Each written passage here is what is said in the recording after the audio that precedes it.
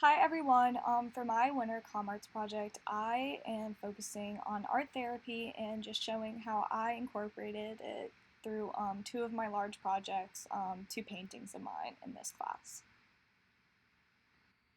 So what is a conceptual self-portrait? This is kind of how we started our class, and it focuses on an idea rather than solely a visual representation. So it can be anything that kind of shows thoughts or emotions. It doesn't necessarily have to be a direct image of yourself or someone else.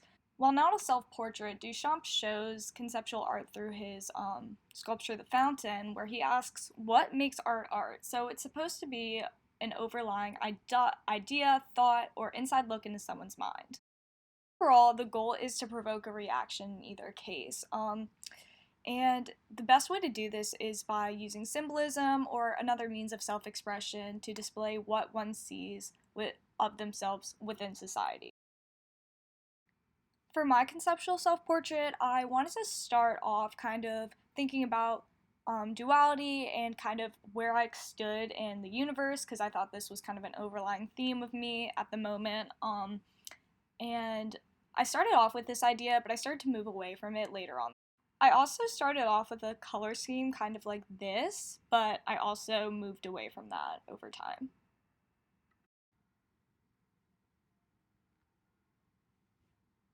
So for my conceptual self-portrait, when I started revising, I started to question what I wanted to do and how I could expand on this. But even with these changes, the question of this piece was asking, where am I?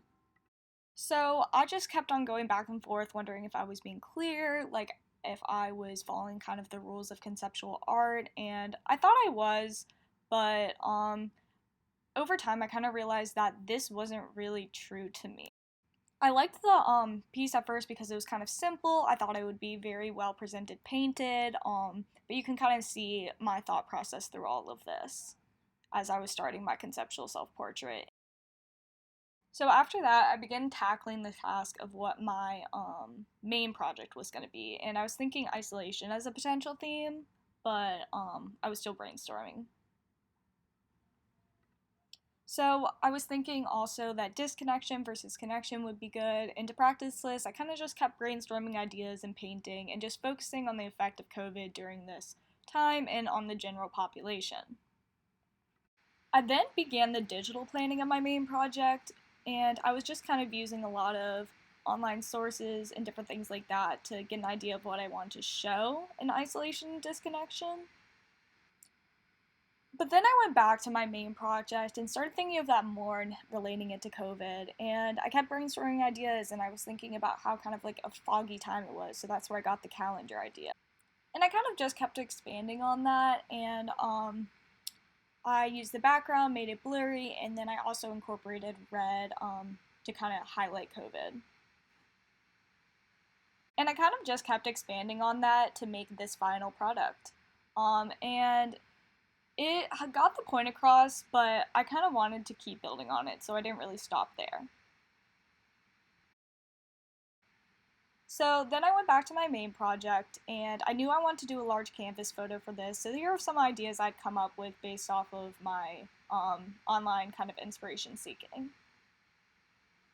So I knew I wanted to include bright colors to show contrast between connection and disconnection, and that's why I chose the people to be gray and black and white. I also was thinking of not making this just acrylic, but have also wires incorporated too.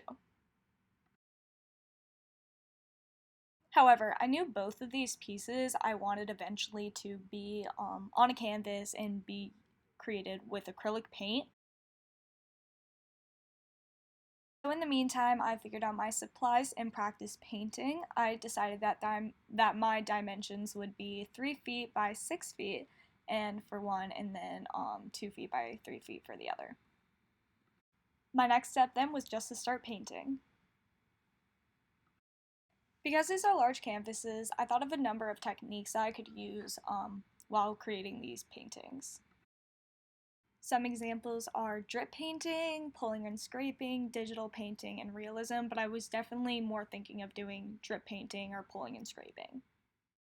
During my art history class, my junior year, I learned about some of these artists that did this especially well. Some of these were Pollock, Rothko, and de Kooning. Even though the paintings are different, they're all successful because they show intention with color, texture, rhythm, balance, and in depth. Balance is usually created through the rule of thirds and color layout. So after some time, I started to deviate from my original plan, and my goal was to create pieces that created more emotion and they were more provoking and speaks to not only others but myself in a deeper level. That was when I kind of decided to move my piece towards art therapy. And so for this one, I wanted it to be kind of intuitive with everybody, and so everyone could kind of interpret it as their own. But again, I kind of went through the same process, just making sure everything was visually pleasing, balanced, and clear with my intention.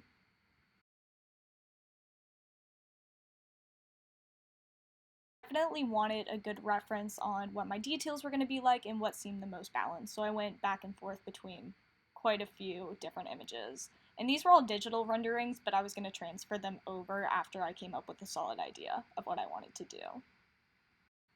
But like I said before, I really wanted this piece to be interpretive, and the message overall was kind of to find beauty within the chaos and don't turn into whatever darkness you might be falling. I was really excited, so I got pretty quickly into it, and I created an image with a grid over it to transfer it over to the large canvas, which was 6 by 3 feet.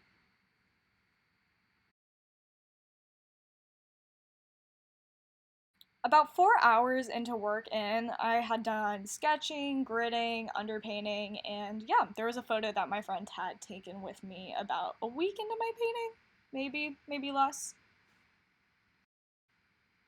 So I started adding just more blue, adding texture, just touching things up, but mostly it was about filling in space at that point of the project, and I just needed to tack whatever empty space I had left.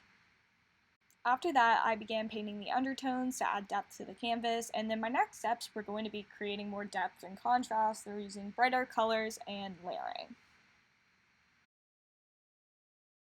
But going back to the message of the painting, it ultimately deviated from my original plan. While it's still large scale, the piece was made to be interpreted by the viewer and it asked the question, what darkness are you holding yourself back from? So following that, I began painting my second canvas and kind of figuring out how I want to show my own feelings and not just have a piece that everybody can kind of relate to, but more my own. And this is more where I got into the art therapy part of it. This piece came very quickly to me actually, and I began sketching it and started my underpainting within an hour. I decided for this piece I wanted to have an element of cubism to help illustrate the ambiguity of disassociation and spirituality.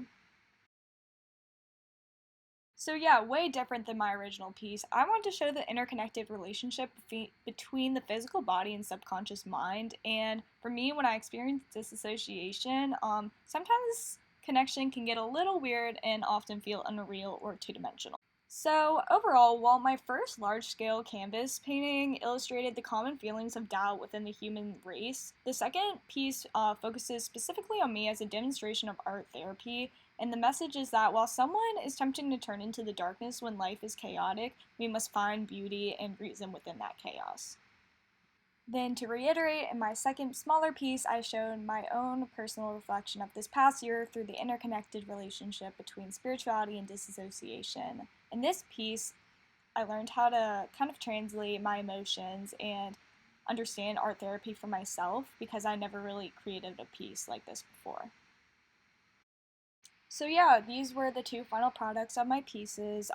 That was the one, the personal reflection, which was 30 inches by 40 inches, and then the main project, which the interpretive one, was 72 by 36 inches. So that one's pretty large. And yeah, I really enjoyed both of these projects. I think that they're probably two of my strongest paintings, and I really loved kind of what I learned about myself from them. And overall, I'm proud of them, and I was very excited to be done. Thank you guys for watching me, and I hope you enjoyed just a little snippet of kind of my creative process and what I learned from art therapy and how it can benefit others in this project. Thanks!